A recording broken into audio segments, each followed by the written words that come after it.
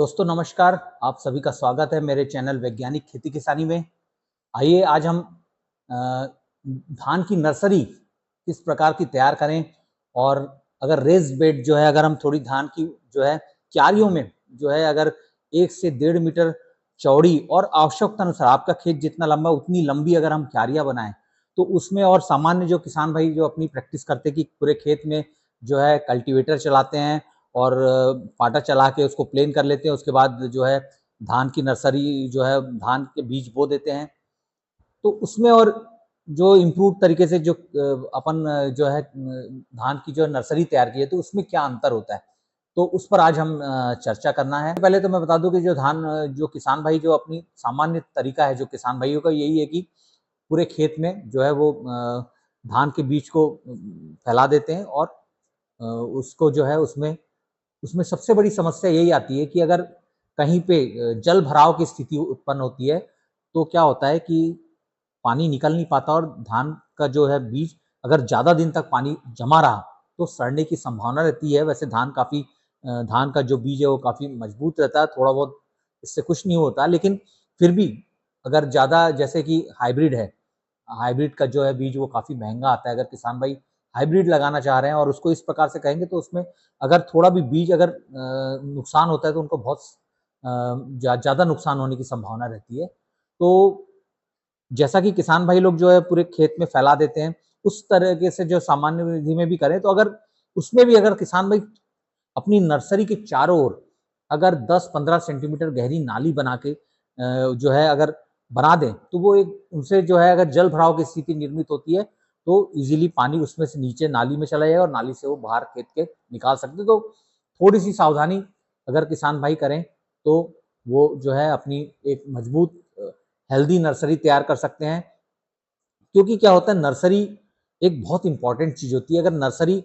में अगर सही देखभाल होगी, सब कुछ सही रहेगा, तो हष्ट-पुष्ट हेल्दी धान की नर्सरी तैयार सीडलिंग तैयार होगी और धान का पौधा तैयार होगा और वही पौधा जब जो है अच्छा स्वस्थ जो है जो कीड़े बीमारी से रहित है, वो अगर आप किसान भाई लगाएगा, तो उसमें आगे बढ़वार भी ज़्यादा होगी और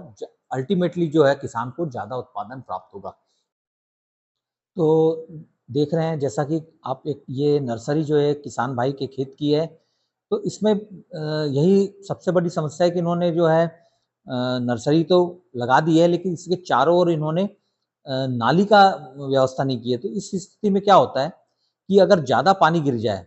ज़्यादा जल भराव हो तो कई बार क्या होता है कि बीज के सड़ने की संभावना रहती है।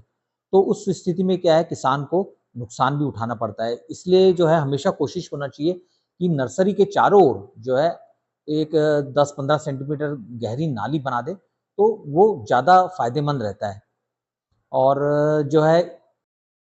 तो किसान भाइयों देखिए कि जो एक लंबी जो है अपन ऊँची मेड़ एक जो है 1 से 1.5 मीटर चौड़ी और आवश्यकता अनुसार लंबी जो है क्यारियाँ बना के अगर हम धान की नर्सरी बोएँगे, तो वो बहुत ज़्यादा फ़ायदेमंद होती है। ये देखिए, इस प्रकार की अगर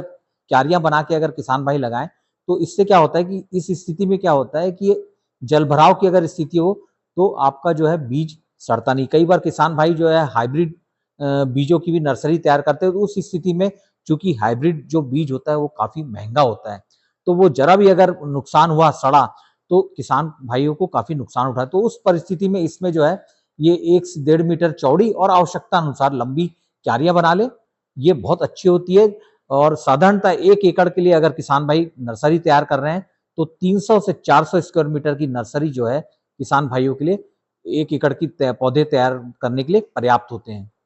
अगर किसान भाइयों अगर हम बीज की बात करें, 1 एकड़ में अगर नर्सरी तैयार कर रहे हों, तो किसान भाइयों को सामान्य जो हाई यील्डिंग वैराइटीज़ होती है, उसका 16 से 20 किलोग्राम बीज प्रति एकड़ पर्याप्त होता है। लेकिन चूँकि अगर हाइब्रिड किस्म के लिए अगर वो नर्सरी तैयार कर रहे हैं, तो उसमें 5 से 6 किलो बीज प्रति एकड़ ही पर्याप्त होता है क्योंकि आप जानते हैं कि जब हाइब्रिड की नर्सरी लगाते हैं, नर्सरी से जब पौधा खेत में रोपते हैं, तो एक-एक पौधा ही रोपा जाता है हाइब्रिड का, काफ़ी विगरस होता है इसलिए तो हाइब्रिड के लिए केवल 5 से 6 किलो बीज ही पर्याप्त होता है। अगर हम 1 एकड़ की नर्सरी तैयार कर रहे हैं और अगर खाद की बात करें तो जब नर्सरी तैयार हो जाती है तो उसके पहले ही 2 क्विंटल गोबर की सड़ी हुई खाद अथवा कंपोस्ट की जो खाद है उसको बीज बोने के पूर्व खेत में अच्छे से बिखेर देना चाहिए। उसके बाद बीज की बुआई करना चाहिए और 1 एकड़ की नर्सरी अगर तैयार कर रहे हैं तो 4 kilogram DAP, 2 kilo 400 gram muriate of potash और 1 किलोग्राम जिंक सल्फेट पर्याप्त होता है। और अगर जब नर्सरी 10 से 12 दिन की तैयार हो जाती है तो 2 किलो 800 ग्राम यूरिया 13 से 15 दिनों के बाद उसमें ऊपर से डाला जा सकता है। ये देखिए, ये जो है नर्सरी तैयार हो गई है। अगर हाइब्रिड के बीजों की अगर आप कर रहे हैं, नर्सरी तैयार कर रहे हैं, तो इस प्रकार की क्यारियों में आप कतार में बो सकते हैं। अन्यथा कतार में ना बो के आप सीधे पूरी की पूरी क्यारी में आप बीज को बो सकते हैं। लेकिन कतार में अगर बोने से एक फायदा और होता है किसान भाइयों, कि इसमें क्या है कि अगर जो खरपतवार है उनको जो है उनको निकालने में बहुत आसानी होती है। और बाकी भी चीजें हुए हैं, अगर आप देख सकते हैं तो ये जो है ज्यादा, हालांकि इसमें थोड़ा सा खर्चा ज्यादा आता है। अगर एक एक बार अगर उतना किसान भाई नहीं कर सकते हैं तो वो जो नर्सरी की बेड है उसमें पूरे में लाइन से बीज को आप छिड़क कर भी बो सकते हैं। जरूरी नहीं कतार से ही बो, लेकिन यहाँ पे कतार से बोया गया है।